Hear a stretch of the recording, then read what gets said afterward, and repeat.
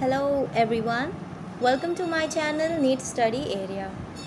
Well हमने पिछले lecture में इकोलॉजिकल सक्सेशन स्टार्ट कर दिया था और यहीं से अब हम कंटिन्यू करेंगे।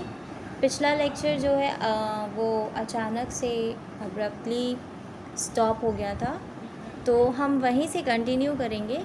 Also if you like my videos and चाहते हैं उनके नोटिफिकेशन सबसे पहले आपको मिल जाए, so please subscribe to my channel and videos अगर अच्छे लगें so give a thumbs up to it and also comment कि क्या आप उसमें और एडिशनल चाहते हैं या आपको मेरे वीडियोज़ कैसे लग रहे हैं। आप अपने जो भी थाट्स से शेयर कर सकते हैं।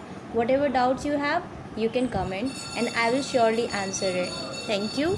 So let's start. हमने यहाँ से स्टार्ट करना था। An important characteristic of all communities is that their composition and structure constantly change in response to the changing environmental conditions. एक इम्पॉर्टेंट कैरेक्टरिस्टिक विशेषता जो सभी कम्युनिटीज़ की होती हैं, कम्युनिटीज़ एक ग्रुप को समझ लीजिए, is that their composition and structure constantly change. उनका जो कॉम्पोजिशन है यानी वो जिन जिन चीज़ों से मिलकर बना है वो कम्युनिटी, और उसका स्ट्रक्चर यानी वो ओवरऑल जैसा दिख रहा है, ठीक है, वो लगातार चेंज होते रहता है in response to the changing environmental conditions. यानी उसके आसपास की जो इन्वामेंट है उसमें जैसी कंडीशंस चेंजेस आती हैं, जिस भी तरह की चेंजेस आती हैं, उसी के पैरेलल में आपको किसी भी कम्युनिटी की स्ट्रक्चर और कॉम्पोजिशन में भी चेंजेस देखने को मिलता है। This change is orderly and sequential parallel with the changes in the physical environment. ये जो चेंज आपको देखने को मिल रहा है, ठीक है, ये ऑर्डरली है यानी एक ऑर्डर में चल रही है, और सीक्वेंशियल है यानी एक सीक्वेंस को फॉलो करती हुई है। यानी इसके बाद यही होना है, इसके बाद ये होना है, इसके बाद ये होना है, ठीक, एक ऑर्डर को फॉलो करते हुए चलेगी, एक सीक्वेंस में चलेगी हमेशा, ठीक है। Parallel with the changes in the physical environment. Physical environment जो भी आसपास में अभी आपके प्रेजेंट है, ठीक है, फिजिकली आप उसको टच कर सकते हैं, फील कर सकते हैं, उन्हीं चीज़ों को उन्हीं चीज़ों के पैरेलल में यानी ठीक उसी के साथ साथ चेंजेस मिलेंगी देखने को। These changes lead finally to a community that is in near equilibrium with the environment and that is called a climax community. ये जो चेंजेस हैं, ठीक है, इससे फाइनली क्या होता है, एक ऐसी कम्युनिटी बन जाती है जो नियर इक्विलिब्रियम यानी लगभग जो है, इक्विलिब्रियम का मतलब आप समझते होंगे कि उसी पोजीशन पे हम आ गए हैं जिस पोजीशन पे तुम हो। कहने का मतलब है कि अब ना हम चेंज होंगे ना तुम चेंज होगे, अब हम दोनों एक साथ एक जगह पर ठहर चुके हैं, ठीक है। तो नियर इक्विलिब्रियम की बात हो रही है इन्वायरमेंट के साथ। आखिर उसी के साथ चेंजेस हो रही थी, अब उसने चेंजेस स्टॉप कर दिए हैं, तो सिमिलरली इसमें भी चेंजेस रुक चुकी हैं and that is called a climax community. यानी जो फाइनल कम्युनिटी आपको देखने को मिल रही है जिसमें अब चेंजेस रुक चुके हैं क्योंकि एनवायरनमेंट में चेंजेस रुक चुके हैं, तो उस कम्युनिटी को क्लाइमैक्स कम्युनिटी कहा गया है। Gradual and fairly predictable changes in the species composition of a given area is called ecological succession. जो ग्रेजुअल यानी धीरे धीरे हो रही है और फेयरली प्रेडिक्टेबल यानी आप आराम से इस चीज़ को अंदाज़ा लगा सकते हैं कि अब इसके बाद यही होना है। Change in the species composition. Species composition यानी कि जिस जिस तरह की स्पीसीज़ थी, ठीक है, उनमें लगभग थोड़ा बहुत आपको चेंजेस देखने को मिलेगा किसी भी गिवन एरिया में। किसी भी जगह पे आप देख सकते हैं, जिस भी जगह जो भी जगह आपको ऑब्जर्वेशन के लिए दिया गया होगा उस जगह पे आपको ये देखने को मिल सकता है, और इसी को इकोलॉजिकल सक्सेशन कहा गया। यानी इकोलॉजी तो मैंने आपको बता दी है, ठीक है, जो भी सराउंडिंग है, जो भी इकोसिस्टम है, ठीक है, उसमें जो सक्सेशन आ रही है, सक्सेशन भी आपको मैं बता चुकी हूँ कि आगे जो बढ़ते रह रहा है। तो यहाँ इस लाइन का मतलब है कि धीमा धीमा होने वाला और आराम से जिसको आप अंदाज़ा लगा सके, ऐसे चेंजेस स्पीसीज़ कॉम्पोजिशन में देखने को मिलती हैं किसी भी गिवन एरिया में। यानी जो भी एरिया आपको ऑब्जर्वेशन के लिए दिया गया होगा, इसी को हम इकोलॉजिकल सक्सेशन कहते हैं। यानी कि धीमे धीमे इसमें जो आगे बढ़ते जा रहा है, तो आगे बढ़ना ही आखिर क्या है, सक्सेशन वर्ड को डिनोट कर रहा है। So this is the ecological succession, ठीक। During succession, some species colonize an area and their population become more numerous, whereas populations of other species decline and even disappear.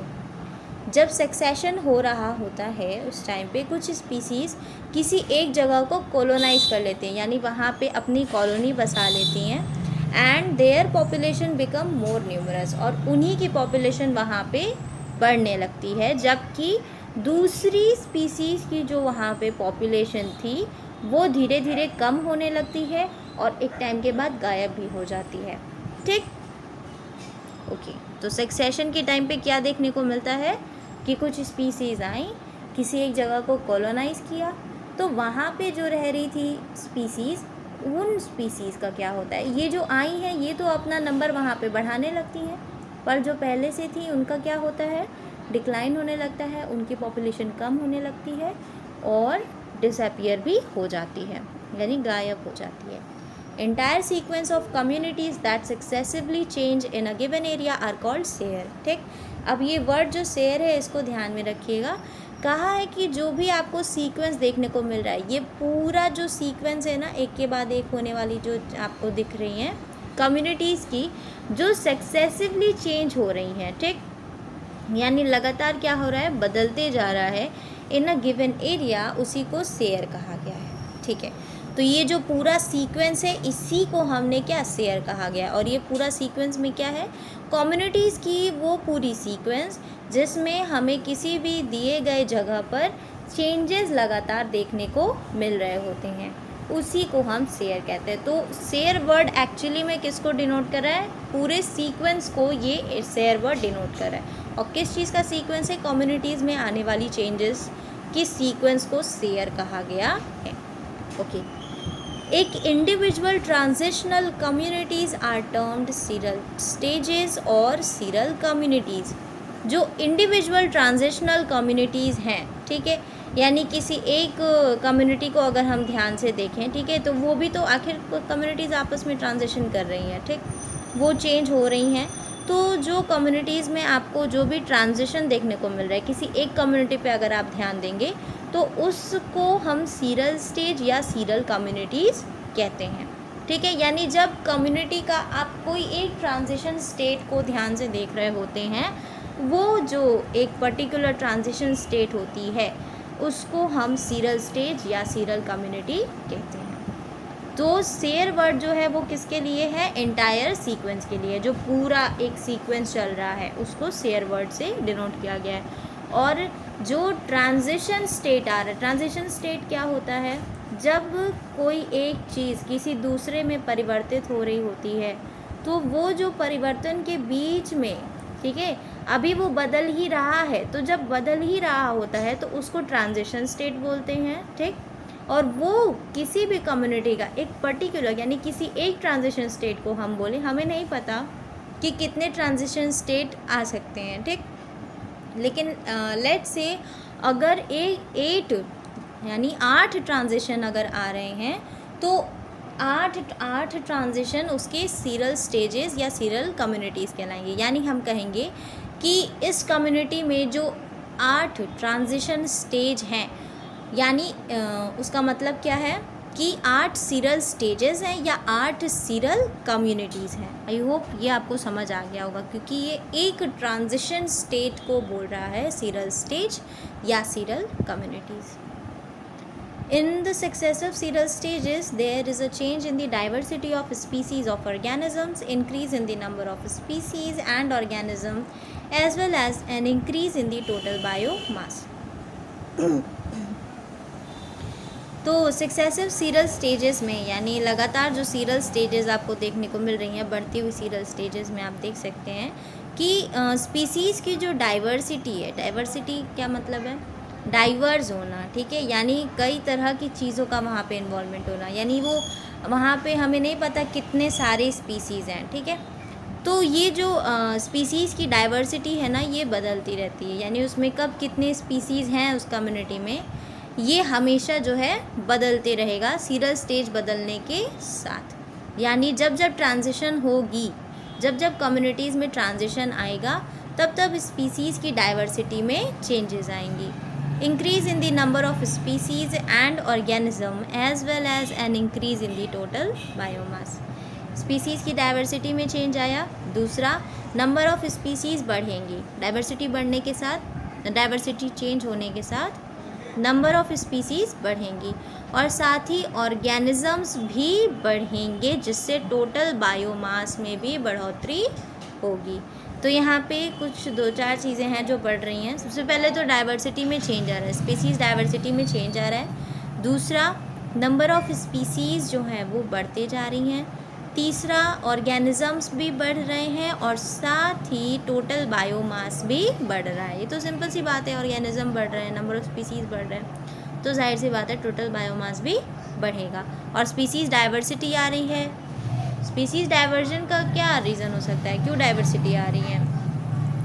इसका simple logic है कि environment में changes आ रहे हैं। Environment में changes यानी आपके आसपास में जो भी चीज़ें हैं, हो सकता है पहले कुछ चीज़ें नहीं थी, अब वो चीज़ें होने लगी हैं, तो जो भी स्पीसीज़ उस इन्वायरमेंट में अपने आप को ढालने लायक है वो वहाँ पे आ जाएगा। ठीक है। The present day of communities in the world have come to be because of succession that has occurred over millions of years since life started on earth. आज का जो दिन हम देख रहे हैं ना, या आज की जो कम्युनिटीज़ यहाँ पे देखने को मिल रही हैं पूरे वर्ल्ड में, वो इसलिए आ पाई क्योंकि बहुत सारे सालों से, यानी कई सालों में ये सक्सेशन चलता रहा, जिसमें बोल रहे हैं मिलियंस ऑफ ईयर्स। ये सही बात है, मिलियंस ऑफ ईयर्स के सक्सेशन से ही आपको ये आज का दिन देखने को मिल रहा है, या आज की कम्युनिटीज़ आपको देखने को मिल रही हैं। और ये सक्सेशन तभी स्टार्ट हो गया था जब इस अर्थ पे लाइफ आई थी। ठीक, तो अर्थ पे जब से लाइफ स्टार्ट हुआ है तभी से सक्सेशन स्टार्ट हुआ है, और उसी सक्सेशन की देन है कि आज ये कम्युनिटीज़ हमें देखने को मिल रही हैं। बात समझ में आ गई? Actually, succession and evolution would have been parallel processes at that time. यानी उस समय पे जब से लाइफ स्टार्ट हुआ और एक फाइनल कम्युनिटी जब तक बनी, हम ऐसा कह सकते हैं कि सक्सेशन और इवोल्यूशन दोनों एक साथ ही चल रहे थे। यानी क्या हो रहा था कि जो इवोल्यूशन था, यूनी से मल्टी बनना, मल्टी से फिर उसके बाद ऑर्गन्स बनना, ऑर्गन से ऑर्गन सिस्टम बनना, फिर एक पूरा ऑर्गेनिज़म, मतलब एक मल्टी सेलुलर ऑर्गेनिज़म में ऑर्गन सिस्टम के साथ एक अच्छा खासा लिविंग बीइंग बन जाना। तो कहने का मतलब है कि इवोल्यूशन तो चली रही थी, उसी में सक्सेशन भी अपना रोल प्ले कर रहा था।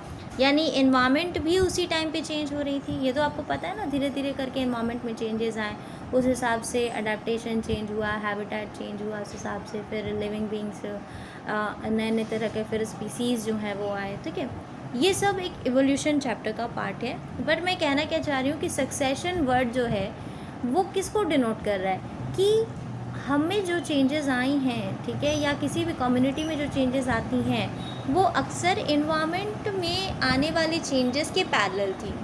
ठीक, तो उस समय पे इन्वायरमेंट भी चेंज हो रहा था और इवोल्यूशन भी चल रही थी। तो इसीलिए बोल रहा है कि सक्सेशन और इवोल्यूशन उस टाइम पे जब से लाइफ स्टार्ट हुआ था और जब एक फाइनल कम्युनिटी बनी, तब तक में इवोल्यूशन और सक्सेशन आपस में एक साथ चल रहे थे, क्योंकि उस टाइम पे बहुत तेज़ी से इन्वायरमेंट भी फ्लक्चुएट कर रहा था। टेम्परेचर हो गया, विंड स्पीड हो गई, बहुत सारी चीज़ें, ठीक है, तो वो सब चीज़ें बहुत ज़्यादा फ्लक्चुएट कर रही थी।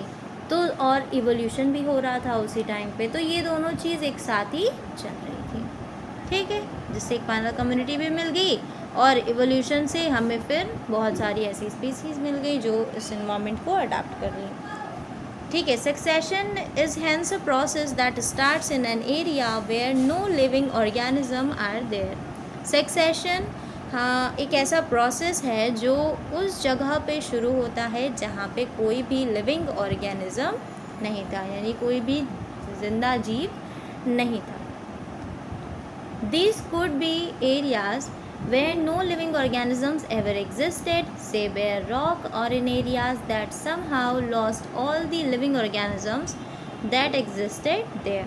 ठीक है, तो ये कौन सी एरियाज़ हो सकती हैं जहाँ पे कोई भी लिविंग ऑर्गेनिज्म कभी रहा ही नहीं। ठीक है, तो these could be areas where no living organisms ever existed, जैसे कि bare rock। आप देखिए कई जगहों पर क्या होता है, सिर्फ पत्थर ही पत्थर पड़े होते हैं, ठीक है। वहाँ पे किसी भी ऐसे किसी भी लिविंग का सर्वाइव करना इजी थोड़ी है।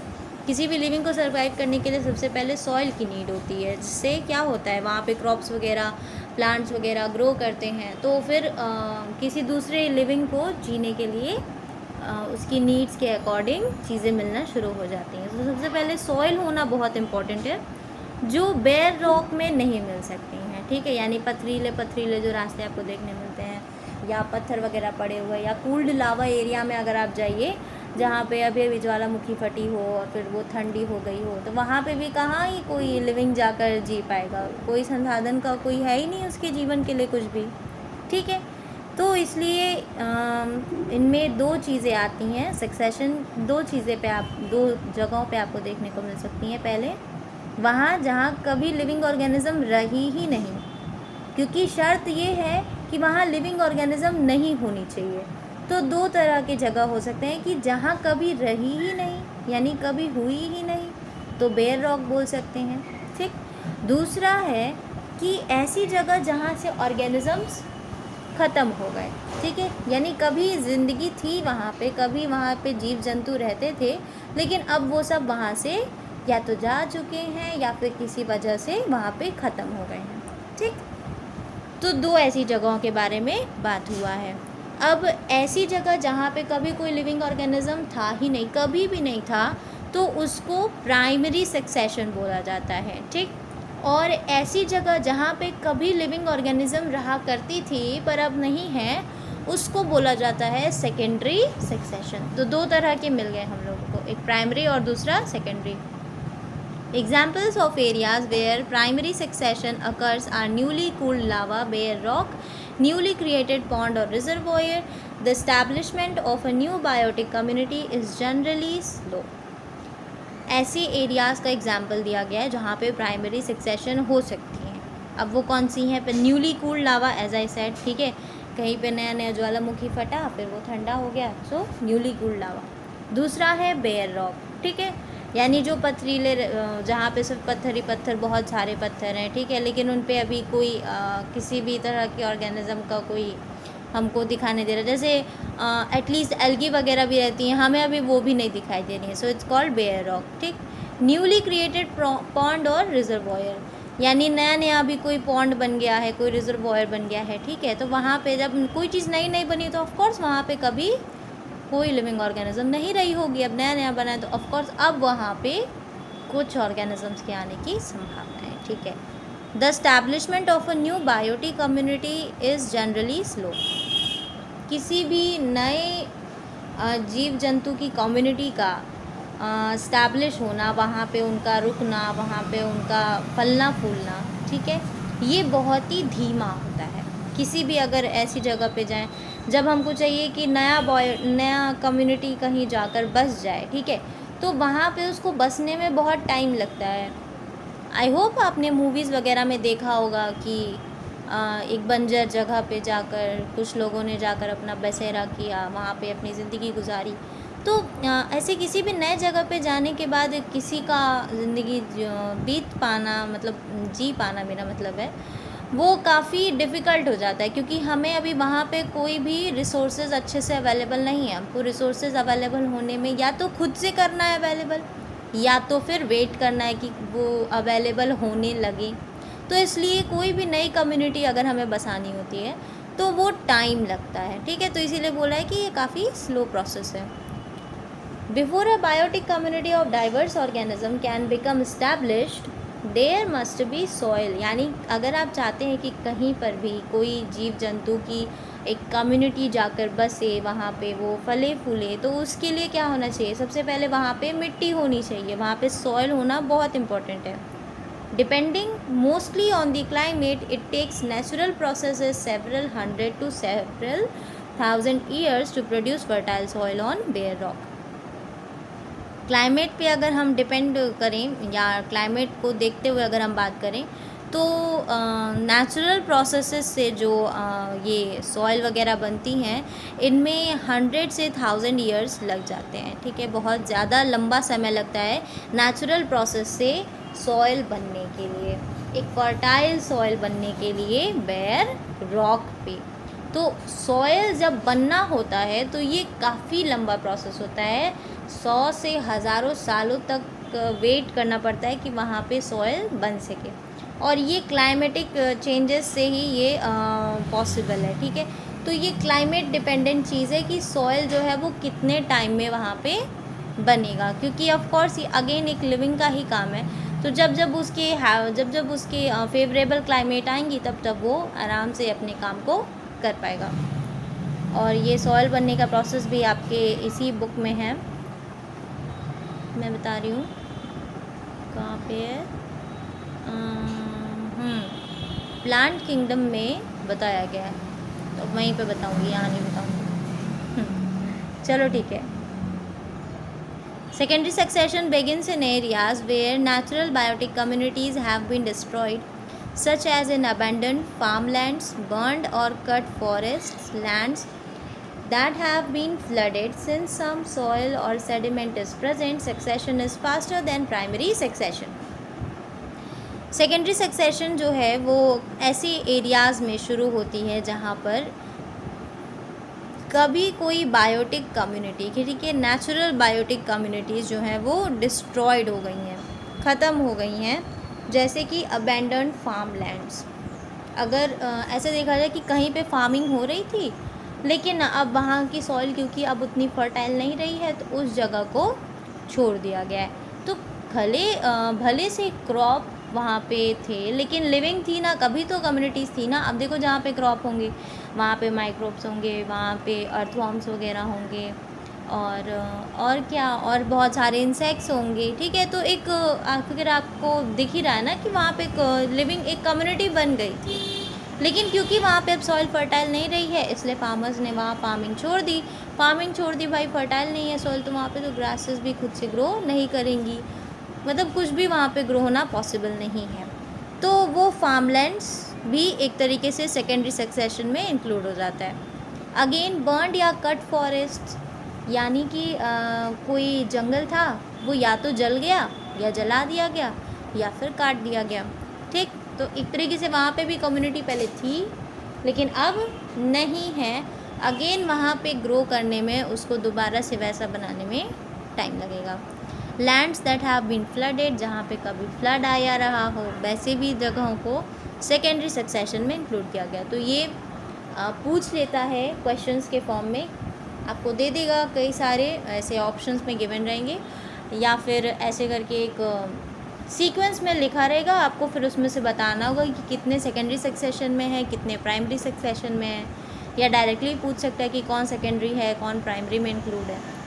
There are many ways. Okay, तो हमें पता चला पहले कि फार्म लैंड्स को छोड़ देना, अबेंडन्ड फार्म लैंड्स। दूसरा कि जंगल को या तो जला दिया गया हो या फिर काट दिया गया हो। और तीसरा कि कहीं पे कभी फ्लड आया रहा हो। ठीक है, सिंस सम सॉइल और sediment is present, succession is faster than primary succession.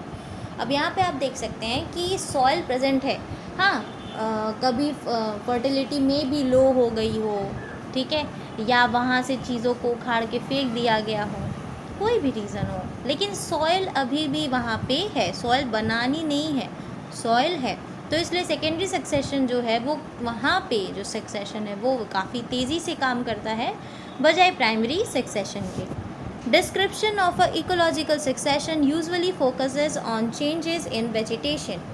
अब इकोलॉजिकल सक्सेशन को जब डिस्क्राइब करते हैं तो मेन जो हमारा मोटिव होता है या मेन जो हमारा फोकस होता है वो होता है कि वेजिटेशन किस तरीके से चेंज हो रही है। वेजिटेशन चेंज होंगी तो उस वेजिटेशन पे फीड करने वाले लिविंग ऑर्गेनिजम्स भी चेंज होंगे। इन टर्न क्या होगी, बायोटिक कम्युनिटी में चेंजेस आएंगी और फाइनल जो भी वेजिटेशन आएगा उसी के अकॉर्डिंग फाइनल कम्युनिटी भी डिसाइड होगी। ठीक है, तो इकोलॉजिकल सक्सेशन को जब हम डिस्क्राइब कर रहे होते हैं तो हमारा जो मेन फोकस होता है वो होता है किस पे, कि वेजिटेशन किस तरीके से चेंज हो रही हैं। However, these vegetational changes in turn affect food and shelter for various types of animals. यानी कि ये जो वेजिटेशनल चेंजेस होती हैं यही फिर क्या करती हैं, जो भी अलग अलग तरह के एनिमल्स हैं उनके खाने को और उनके शेल्टर को अफेक्ट करती हैं, असर डालती हैं। ठीक, Thus, as succession proceeds, the numbers and types of animals and decomposers also change. इसी तरीके से जब सक्सेशन आगे बढ़ रहा होता है तो जो एनिमल्स हैं उनके टाइप्स और साथ ही नंबर्स जो हैं वो चेंज हो रही होती हैं और डीकम्पोजर्स भी चेंज होते रहते हैं. ठीक, okay. At any time during primary or secondary succession, natural or human-induced disturbances, fire, deforestation, etc., can convert a particular serial stages of succession to an earlier stage. क्या मतलब है इसका? ठीक है, किसी भी टाइम पर जब या तो प्राइमरी चल रहा हो या सेकेंडरी सक्सेशन चल रहा हो, नेचुरल यानी नेचर द्वारा या फिर ह्यूमन यानी इंसानों द्वारा इंड्यूस्ड डिस्टर्बेंसेस.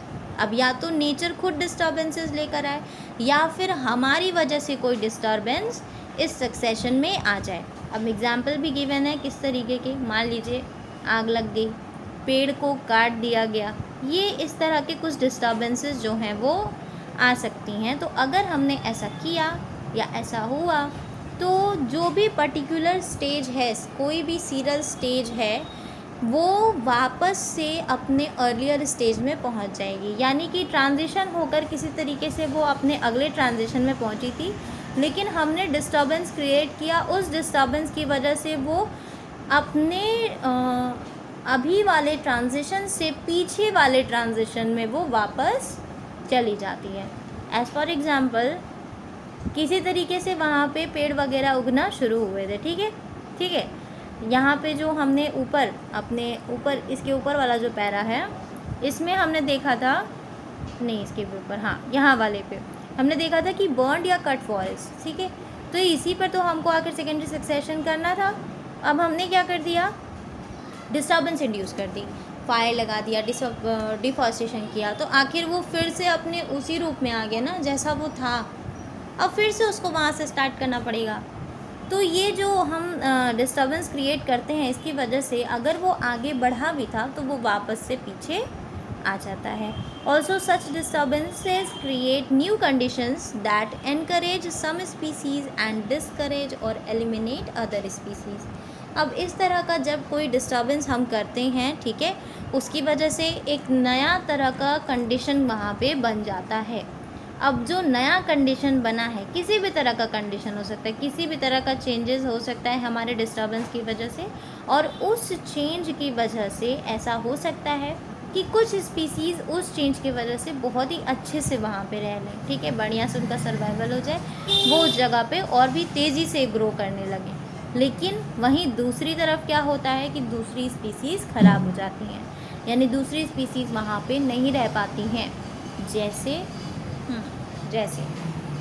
जैसे ऐसे समझिए कि आपने अल्गल ब्लूम का सुना होगा नाम. ठीक है, तो हमको ये पता है कि हाँ, किसी भी अच्छे खासे किसी भी लिविंग को ग्रो करने के लिए अगर हम बहुत ज़्यादा उसको खाने पीने का, रहने का, मतलब हर चीज़ का उसका अगर फैसिलिटी हम दे देते हैं उसको, तो वो इतना तेज़ ग्रो कर सकता है कि हम इमेजिन भी नहीं कर सकते हैं कि वो कितना फास्ट ग्रो कर सकता है. ये सब हैं चैप्टर्स आपके, इसी में हैं, बिल्कुल टेंशन मत लीजिएगा.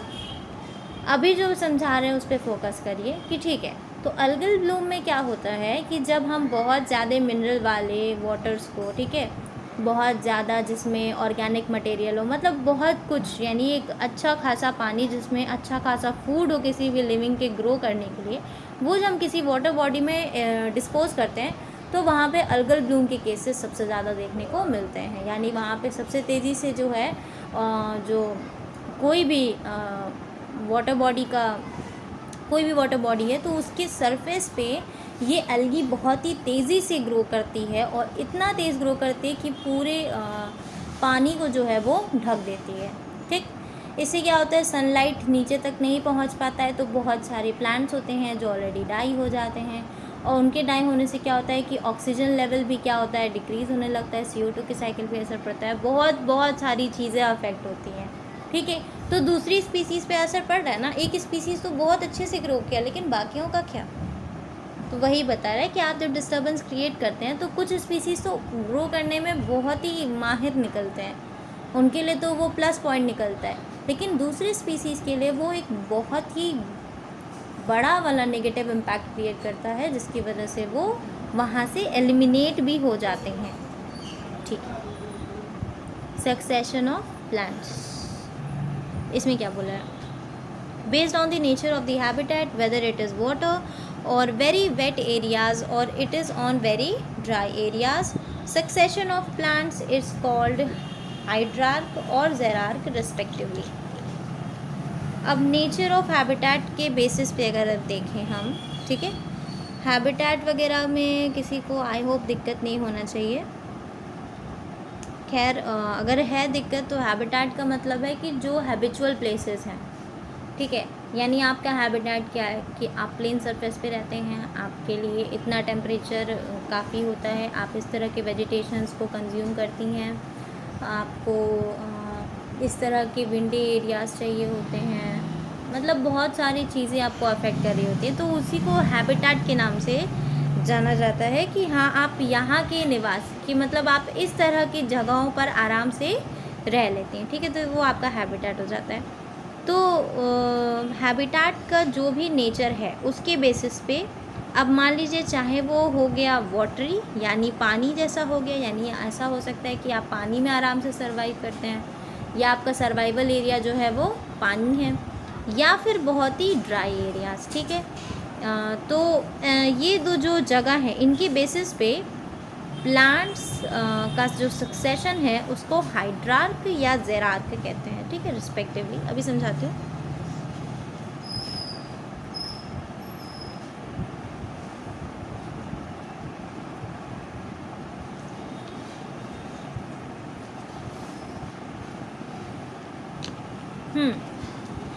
यहाँ पे बोला गया है हैबिटेट का मतलब किस तरह की जगह आपको दी हुई है। एक्चुअली मैं पानी पी रही थी। यहाँ पे बोला गया है कि किस तरह की जगह आपको दी हुई है। मान लीजिए आपको पानी वाला जगह दे दिया गया है, या इतना ऐसा जगह दे दिया है जो हद से ज़्यादा सूखा है, पानी है ही नहीं, ठीक है। तो इन दो जगहों पे अगर प्लांट्स को सक्सेशन कराना है, प्लांट्स यहाँ पे अगर ग्रो कर रहे हैं, ठीक है, तो दो तरह की सक्सेशन आती हैं, ठीक है, यानी प्लांट्स की कम्युनिटीज़ में जो चेंजेस हो रही हैं, ठीक है, वो सक्सेशन अगर हम देखें तो दो तरह का होता है। अगर वाटरी एरियाज़ में हो रहा है तो उसको हाइड्रार्क कहते हैं, अगर बहुत ही ड्राई एरिया में हो रहा होता है तो उसको ज़ेरार्क कहते हैं, ठीक है, ये दो नाम हैं। तो हैबिटेट के नेचर पे ये दो तरह के सक्सेशंस मिले हैं हमें। प्लांट सक्सेशंस की बात हो रही है अभी, इस बात का ध्यान रखिएगा। तो दो तरह के सक्सेशन में एक है हाइड्रार्क जो कि यानी बहुत ही वेट एरिया से बिलोंग कर रहा है, ज़ेरार्क यानी कि बहुत ही ड्राई एरिया से बिलोंग कर रहा है, ठीक है। हाइड्रार्क succession takes place in wet areas and the successional series progress from hydric to mesic conditions. Hydrarch area कहाँ पे? वेट एरियाज़ में है, ठीक है, और जो सक्सेशनल सीरीज़ हैं, ठीक है, वो हाइड्रिक से मेजिक कंडीशन की तरफ ले जाती हैं। यानी जब ये सक्सेशन चल रहा होता है उसमें ये हाइड्रिक यानी बहुत ही पानी वाली जगहों से, पानी वाली कंडीशन से एक मेजिक कंडीशन में ले आती है, यानी एक ऐसा जगह, एक ऐसी कंडीशन जो ना तो बहुत ज़्यादा गीली होगी ना बहुत ज़्यादा सूखी होगी, ठीक है। तो हाइड्रिक से मेजिक कंडीशन में ले आए, यही है हाइड्रार्क सक्सेशन। तो ये कहाँ पे होता है? जहाँ पे बहुत ही वेट एरिया हो। इसकी अगेंस्ट में ज़ेरार्क कंडीशन है जिसमें takes place in dry areas and the series progress from xeric to mesic conditions. Hence both hydrarch and xerarch successions lead to medium water conditions. Medium water condition is mesic, neither too dry यानी xeric nor too wet यानी hydrarch.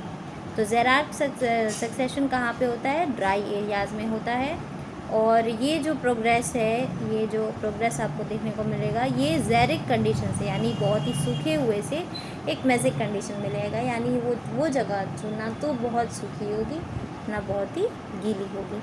तो ये जो दोनों succession हैं हाइड्रार्क और ज़ेरार्क, ये एक ऐसी कंडीशन में ले आते हैं जो मेजिक कंडीशन है, यानी दोनों ही एक कंडीशन को ही लीड करते हैं, वो है मेजिक कंडीशन, ठीक है। फाइनली वो इसी कंडीशन पे आके रुकते हैं।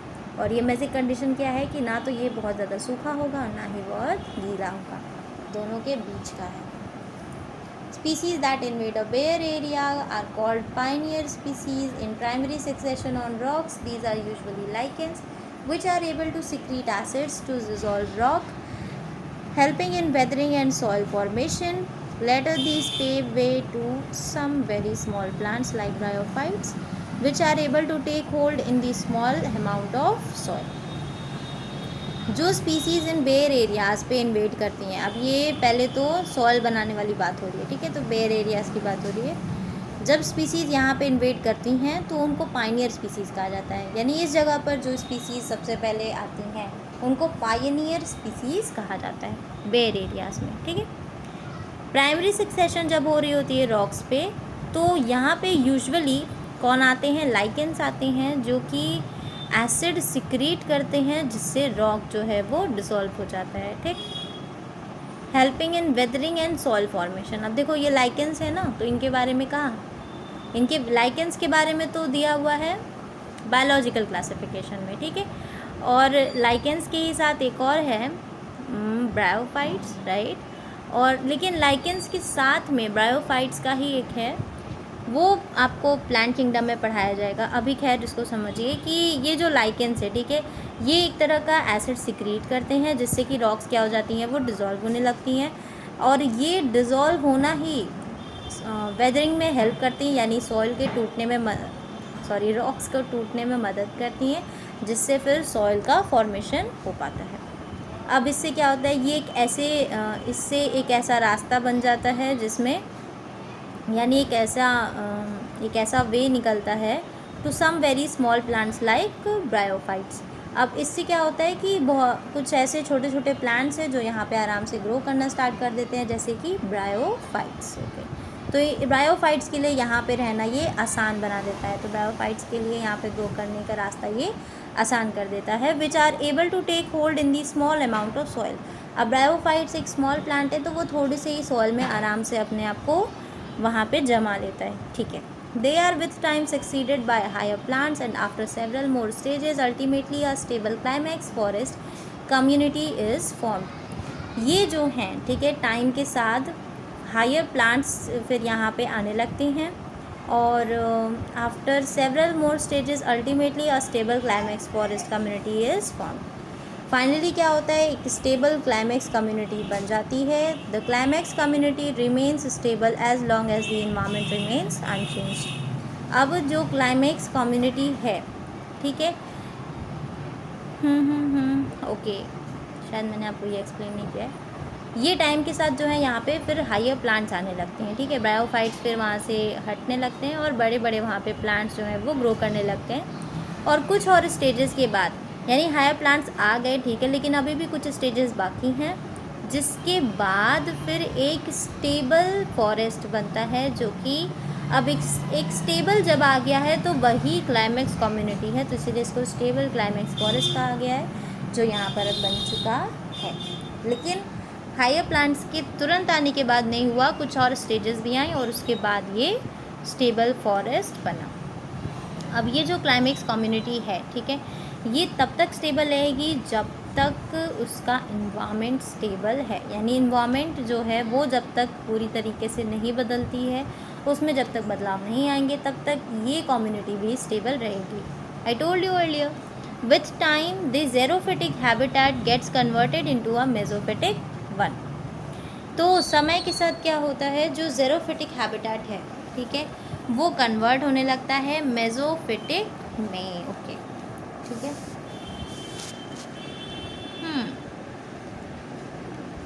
In primary succession in water, the pioneers are the small phytoplankton.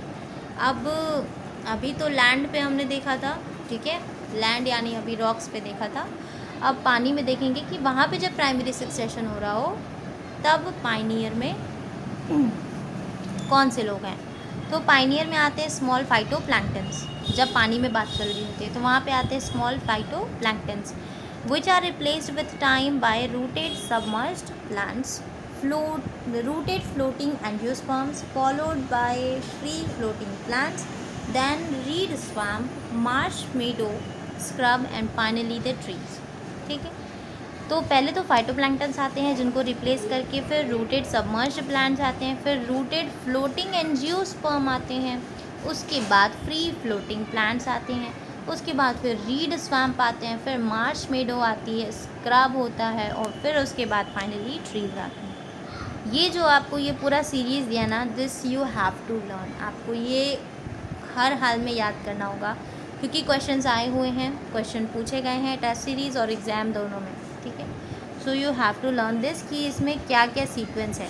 सबसे पहले आया रूटेड सबमर्ज्ड प्लांट। सबमर्ज्ड का मतलब है ना तो पूरा ही डूबा है ना पूरा ही ऊपर है, ठीक है। हाँ, आधा डूबा भी है आधा ऊपर भी है और साथ ही उसमें रूट्स हैं।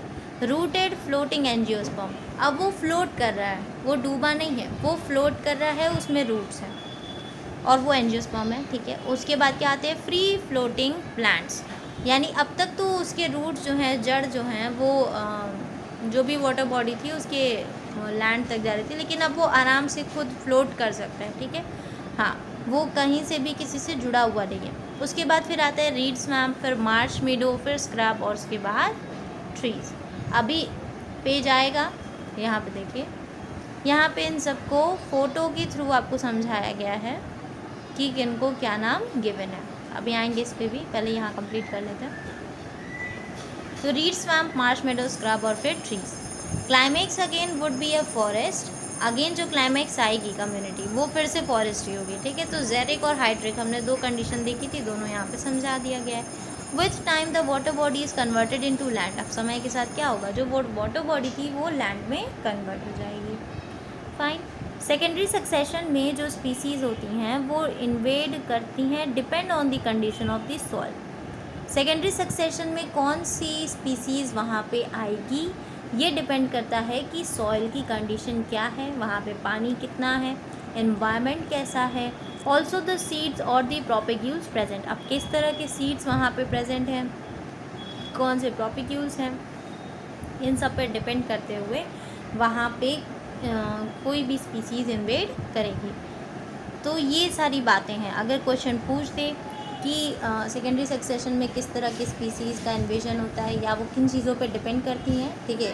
हाँ, स्पीसी इन्वेजन जो है वो किन चीज़ों पे डिपेंड करती है, तो उनकी डिपेंडेंसी है सॉइल की कंडीशन पे, वाटर की अवेलेबिलिटी पे, पहला ये, दूसरा ये, ठीक है। तीसरा क्या है कि वहाँ का एनवायरनमेंट कैसा है, और फोर्थ किस तरह के सीड्स या प्रोपेग्यूल्स वहाँ पे प्रेजेंट है।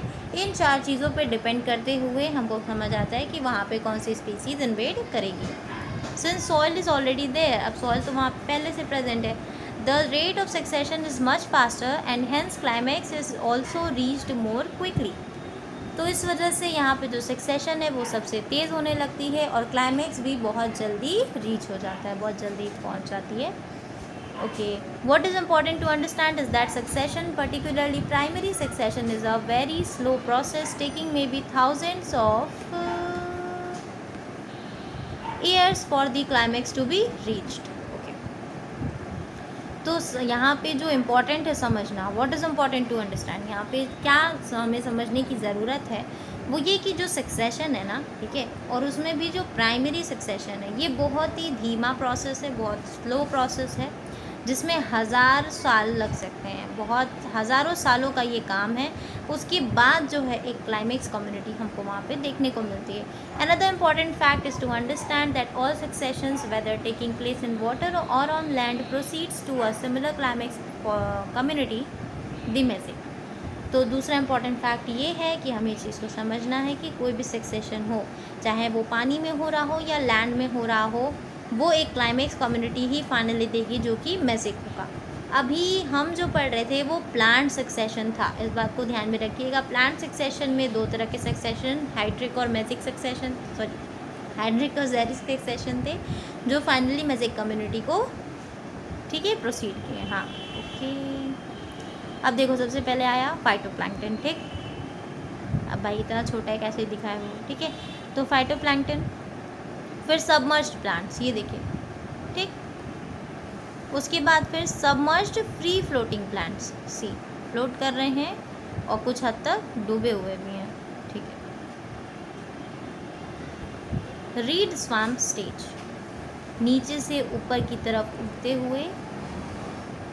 मार्श मीडो स्टेज, वाटर लेवल से बहुत ही ऊपर की तरफ निकल गया, लेकिन अभी भी लैंड से ग्रो कर रहे हैं। स्क्रब स्टेज यानी फाइनली कुछ ट्रीज़ हैं, ये यहाँ पे कुछ ग्रासेस भी हैं, ये स्क्रब स्टेजेस हैं, यानी अब ये फॉरेस्ट को लीड करेगा। अब ये फाइनली आ गया फॉरेस्ट। स्क्रब स्टेजेस यानी कुछ बड़े ट्रीज़ हैं, कुछ ऐसे छोटे छोटे भी हैं, और फॉरेस्ट क्या है कि अब हर तरफ सब कुछ ग्रो कर रहा है। फाइन, हाँ ग्रासेस भी खूब हैं, बड़े बड़े पेड़ भी खूब हैं, ठीक है। तो scrub finally lead to forest. अगर ये सेंटेंस आ जाए, that scrub finally lead to forest, true, this statement is true, ठीक है। तो इसको याद कर लेते। सबसे पहले आया फाइटोप्लैंक्टन, फिर आया सबमर्ज्ड प्लांट स्टेज, उसके बाद आया सबमर्ज्ड फ्री फ्लोटिंग स्टेज, उसके बाद रीड स्वैम्प, फिर आया मार्श मेडो, उसके बाद आया स्क्रब और फिर फॉरेस्ट, ठीक है। न्यूट्रिएंट साइकिलिंग स्टार्ट करते हैं। 45 मिनट्स का ऑलरेडी ये वीडियो बन चुका है। न्यूट्रिएंट साइकिलिंग में बहुत ज़्यादा नहीं है, इनफैक्ट बहुत छोटा ही है, इजी अंडरस्टैंडिंग है, ओके। इकोसिस्टम सर्विसेज के बारे में बात की गई है, एंड फाइनली समरी है। समरी हम ज़रूर से वीडियो में इंक्लूड करेंगे, सो डोंट बी वरीड। पढ़ाई दूँ क्या, कंप्लीट हो जाएगा। न्यूट्रिएंट साइकिलिंग बहुत मुश्किल नहीं है, इनफैक्ट आपको जल्दी समझ आ जाएगा। 2 तरह की साइकिल्स है, कार्बन एंड फॉस्फोरस, ठीक। हाँ, नाइट्रोजन साइकिल उसमें था। मिनरल न्यूट्रिशन, ठीक। चलो न्यूट्रिएंट साइकिलिंग समझते हैं। न्यूट्रिएंट साइकिलिंग में क्या कह रहा है, you have studied in class 11 that organisms need a constant supply of nutrients to grow. और जिसने पढ़ा है 11वीं वो अच्छी बात है, जिसने नहीं पढ़ा डोंट वरी। चलिए, आपको ये बात समझनी होगी कि किसी को भी अगर ग्रो करना है या किसी को भी ग्रो कराना है तो उसमें लगातार आपको न्यूट्रिएंट्स देना होगा, ठीक है। आपको न्यूट्रिएंट्स उसको प्रोवाइड करनी होगी जिससे वो रिप्रोड्यूस कर पाएगा और वेरियस बॉडी फंक्शंस भी अपने रेगुलेट कर पाएगा, ठीक। हाँ, तो उसको लगातार खाना पीना देना ही है।